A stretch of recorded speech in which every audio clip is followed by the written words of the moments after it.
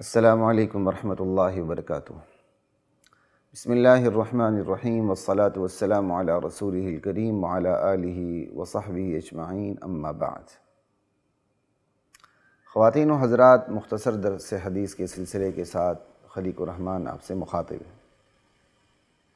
آج اس سلسلے کی حدیث نمبر 7 ہے اور اس کے راوی کعب بن عیاض رضی اللہ تعالی عنہ ہے۔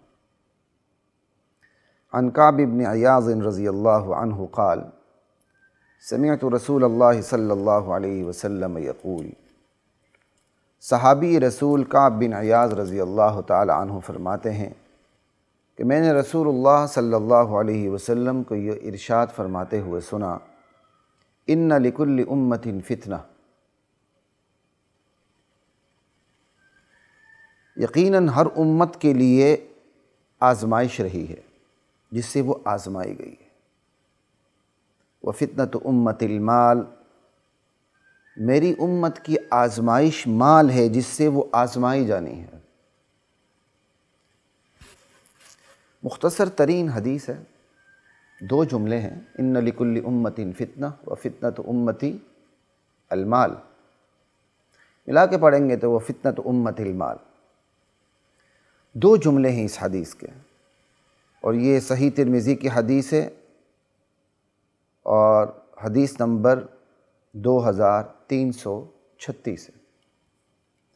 مختصر ترین حدیث، لیکن یہ حدیث ہماری پوری زندگی کا احاطہ کرتی ہے، ہمارے مزاج کا احاطہ کرتی ہے، ہماری اقدار کا احاطہ کرتی ہے، ہماری ویلیوز کا، ہمارے ٹمپرامنٹ کا، ہماری تہذیب کا، ہمارے تمدن کا، ہماری عادات کا، ہمارے اطوار کا احاطہ کر دیتی ہے یہ حدیث۔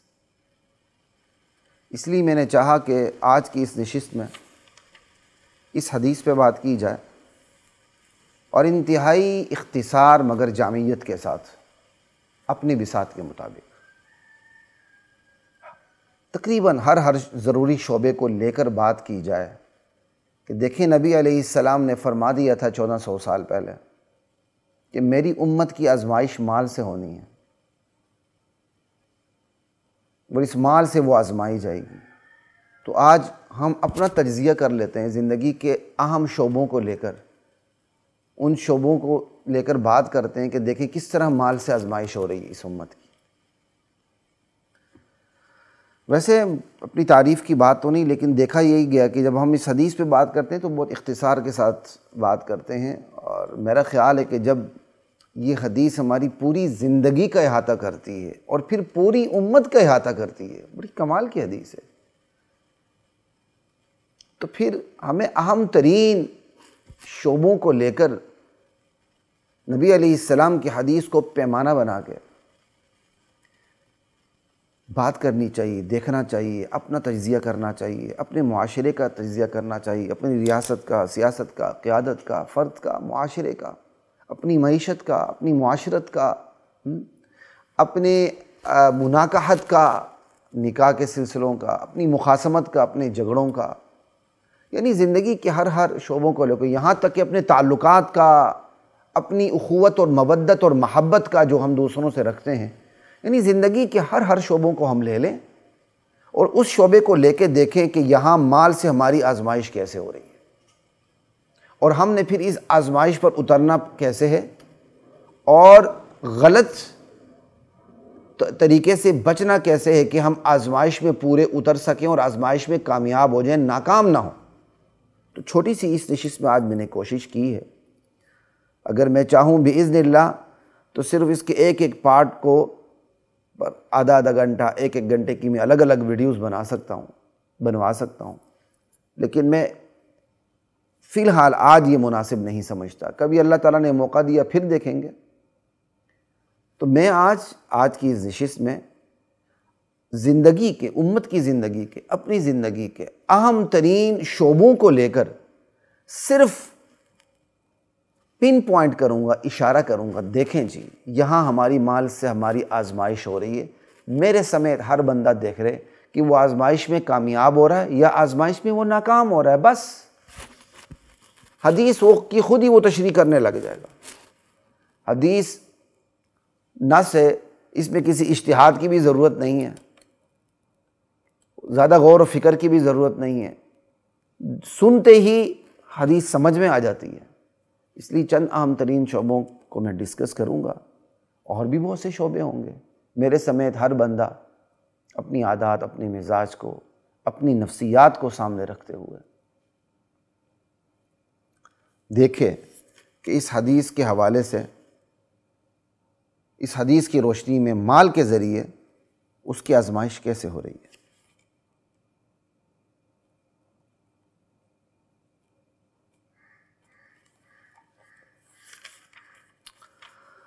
اللہ اکبر، لا الہ الا اللہ۔ تو جو سب سے پہلا ہم شعبہ میں شعبہ جسے میں نے لیا ہے مال کی آزمائش کے حوالے سے کہ ہم اپنے اس شعبے کو دیکھ لیں، وہ ہمارے ایمان کا، افکار کا، اقدار کا شعبہ ہے،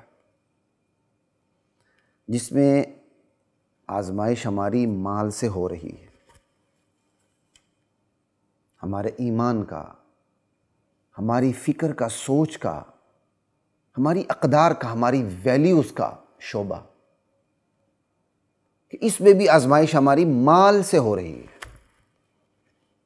ہمارا ایمان مال ہے، میرے سمیت ہر بندہ سوچ لے، ہمارا ایمان مال ہے کہ نہیں؟ جتنا مال پر ہمارا ایمان ہے کسی اور چیز پر ہے۔ زیادہ ڈسکس نہیں کروں گا، ون بائی ون صرف آپ کے سامنے چیزیں رکھتا جاؤں گا۔ جی تو چاہتا ہے کہ میں اس پہ کامنٹس پاس کروں، زیادہ بات کروں، خود اپنی ذات کو بھی ڈسکس کروں، لیکن فی الحال نہیں، صرف آپ کے سامنے چند چیزیں رکھ رہا ہوں کہ میرے سمیت ہر بندہ اپنی جگہ یہ حدیث سن کر، اور جو کچھ میں نے نمبرنگ کی ہے کہ ان پوائنٹس کو چھیڑا جائے، دیکھا جائے، حدیث کا جو پیمانہ ہے اس سے اپنی پیمائش کی جائے، اتنا کافی ہے۔ سب سے پہلی بات یہ ہے کہ مال ہی ہمارا ایمان ہے، ہمارا ایمان مال ہے، اور ہماری افکار، ہماری فکریں بھی دولت کے گرد گھومتی ہیں۔ دن رات کی سوچ، اس کا محور کیا ہے؟ دولت ہے۔ ہماری ویلیوز دولت کے گرد گھومتی ہیں۔ ہماری اقدار دولت ہونے کی وجہ سے تبدیل ہو جاتی ہیں، ہماری اقدار دولت نہ ہونے کی وجہ سے بھی تبدیل ہو جاتی ہیں۔ جس کے پاس دولت نہیں ہوتی، اس کی گھر کی ویلیو کچھ اور ہوتی ہے۔ اسی بندے کے بعد جس کو شلوار نصیب نہیں ہوتی، آج اس کے ہاتھ میں دولت آ جاتی ہے تو اس کی گھر کی ویلیو بدل جاتی ہے۔ دیکھیں کہ جو اس کی گھر کی ویلیوز بدلی ہیں، اس کی گھر کی جو قدریں بدل گئی ہیں، کیا وہ قدریں درست سمت میں بدلی ہیں یا غلط سمت میں بدلی ہیں؟ دیکھ لیں، تجزیہ کر لیں۔ کتنا آسان تجزیہ ہے میرے سمیت ہر بندہ، کہ اگر آج میرے پاس 2 روپے، کل میرے پاس 54 تھی، تو میرے گھر میں جو میری قدریں ہیں، زندگی گزارنے کے جو طریقے ہیں، ان میں تبدیلی کتنی آئی ہے اور کس سمت میں آئی ہے؟ دائیں سمت میں درست طریقے سے آئی ہے کہ بائیں سمت میں غلط طریقے سے آئی ہے؟ بہت بڑی تعداد ہے جن کے پاس کل دولت تھی، آج نہیں ہے۔ اب وہ دیکھ لے کہ دولت نہ ہونے کی صورت میں ان کی جو زندگی کی قدروں میں جو تبدیلی آئی ہے، وہ درست سمت میں آئی کہ غلط سمت میں آئی ہے؟ بہت بڑی تعداد ہے جن کے پاس کل دولت نہیں تھی، آج ہے۔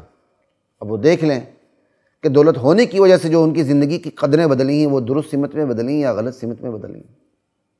کیونکہ ہمارا ایمان ہی مال ہے، ہماری فکریں ہی مال ہے، ہماری ساری سوچیں مال کے گرد گھومتی ہیں، ہماری زندگی کی قدریں مال کے گرد گھومتی ہیں۔ مال کی وجہ سے سوچ تبدیل ہو جاتی ہے، فکر تبدیل ہو جاتی ہے، ایمان تبدیل ہو جاتا ہے، اقدار تبدیل ہو جاتی ہیں۔ ہم مال کو شاہ کلید سمجھتے ہیں، ماسٹر کی سمجھتے ہیں ہر چیز کی، کہ اس سے ہر تالا کھل جائے گا، ہر مسئلہ حل ہو جائے گا۔ خصوصاً یہ غلط فہمی ان لوگوں کو زیادہ ہوتی ہے جنہیں کل تک لباس نصیب نہیں تھا اور آج ان کے ہاتھ میں دولت ہے۔ وہ کہتے ہیں ہمارے ہاتھ میں مٹی آ جائے تو سونا بن جاتا ہے۔ وہ ہر مسئلے کا حل مال کو سمجھتے ہیں، وہ زندگی کی ماسٹر کی مال کو سمجھتے ہیں کہ ہر مسئلہ مال سے حل ہوگا۔ میرے سمیت ہر بندہ سوچ لیں، ویسے جھک جاتا ہے یار بہت سے مسائل تو مال سے حل ہوتے ہیں، تو پھر تو نعوذ باللہ، تو اللہ نے ایسا کیوں کیا کہ اپنے نبی کو بے وسائل بنا کے بھیج دیا؟ کہ احد پہاڑ کو سونا بنا دوں؟ کا نہیں یا اللہ۔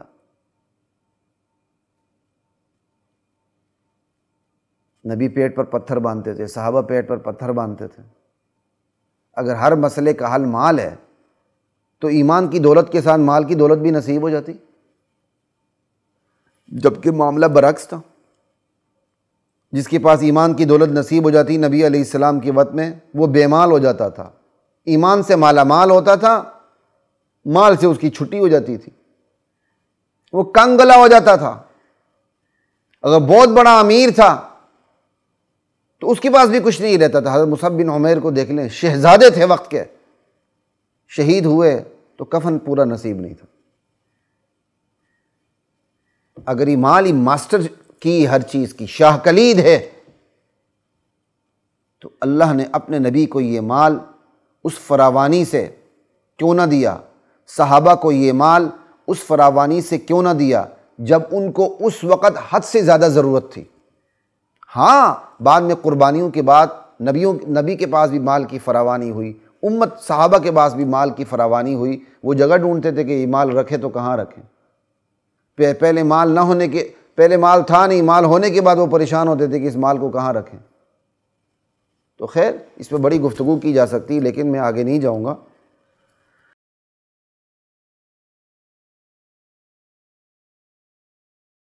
وَلَقَدْ